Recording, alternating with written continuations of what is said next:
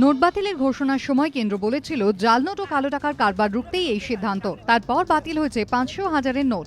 বাজারে এসেছে নতুন 500 ও 2000-এর নোট। এই প্রেক্ষাপটে 2013 সালের জাল নোট সংক্রান্ত মামলায় 4 দোষীকে যাবজ্জীবন সাজা দিল শিলিগুড়ি মহকুমা আদালতের ফাস্ট ট্র্যাক কোর্ট। এই 4 জন হল সুরেন্দ্র ঠাকুর, লালবাবু সাউ, আশা দেবী ও রামপ্রবেশ সাউ। বিহারের 4 বাসিন্দার মধ্যে একমাত্র রামপ্রবেশ সাউ জেলবন্দি।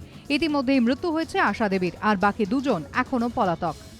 পুলিশ সূত্রে খবর, 2013 সালের জুনে শিলিগুড়ির তেনজিং নর্গে বাস স্ট্যান্ডে জাল নোট সহ ধরা পড়ে এই 4 জন। উদ্ধার হয় 9,98,000 টাকার জাল নোট।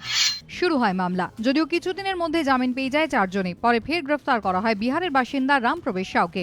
মঙ্গলবার আদালতে নিজের সন্তানদের কথা বলে ক্ষমা প্রার্থনা করেন রামপ্রবেশ। পাল্টা সরকারি আইনজীবীর সওয়াল, এটা খুন নয়, দেশের অর্থনীতিকে খুনের চেষ্টা।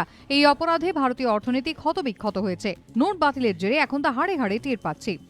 সওয়াল জবাবের পর যাবজ্জীবন কারাদণ্ডের ঘোষণা করেন বিচারক। সনদ ঝার রিপোর্ট, এবিপি আনন্দ, শিলিগুড়ি।